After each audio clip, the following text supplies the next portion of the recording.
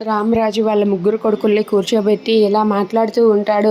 ఇక అక్కడ ఉన్న ముగ్గురు కొడుకులు సాగర్, చందు అలాగే ధీరజ్ వాళ్ళ ముగ్గురు కూడా అక్కడే అలా కూర్చొని ఉంటారు. ఇక ఎదురుగా వేదవతి నిలబడి ఉంటుంది. ఇక వాళ్ళు ఎలా పుట్టారు ఏంటి అవన్నీ కూడా గతాన్ని గుర్తు చేసి తనైతే చాలా సంతోషిస్తూ ఆనంద బాష్పాలు కారుస్తూ ఉంటాడు. నేను ఒక అనాథినైనా సరే మీ అమ్మని పెళ్లి చేసుకొని తీసుకొని వచ్చేసాను. నాకు దేవత లాంటి భార్య దొరికింది. అర్థం చేసుకునే భార్య దొరకడం కారణంగా నాకు బంగారం లాంటి ముగ్గురు కొడుకులు పుట్టారు. ఆ ముగ్గురు కొడుకులు ఎప్పటికీ కూడా ఒకే మాట మీద ఉండి ఒకే మాటను నిలబెట్టుకొని వాళ్ళు ఎప్పటికీ కూడా పోట్లాడకుండా ఉన్నారు. నాకు అదే చాలు. నేను అప్పుడే అనుకునేవాడిని, నా ముగ్గురు కొడుకుల్ని ఎలాగైనా సరే నేను బంగారంలా పెంచాలని అనుకున్నాను. అలానే పెంచాను. ఇప్పటికీ కూడా మీరు అలానే ఉన్నారు. ఒకరు అంటే ఒకరి మాట ఎవ్వరూ కాదనరు.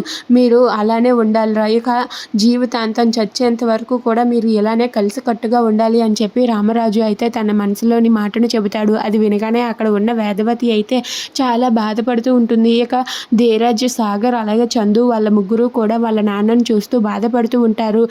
నాన్న అనుకుంటున్నట్టుగా మేము అలా లేము కదా, ఇప్పుడు మేము గొడవలు పడుతున్నాం కదా అని చెప్పి అనుకుంటూ ఉంటారు. ఇక ఆ విషయం తెలియక నాన్న అలా మాట్లాడుతున్నారు కదా అని చెప్పి అనుకుంటూ ఉంటారు. ఇక అక్కడ ఉన్న రామరాజు అయితే ఇలా అంటూ ఉంటాడు, నువ్వు ఏం సాధించావురా అని చెప్పి నన్ను నలుగురు నాలుగు మాటలు అంటే వజ్రాలు లాంటి ముగ్గురు కొడుకుల్ని సాధించానని చెప్పి గొప్పగా చెప్పుకునేవాడిని అన్నాడు. అలా తన గతాన్ని చెబుతూ ఉంటాడు. Please subscribe.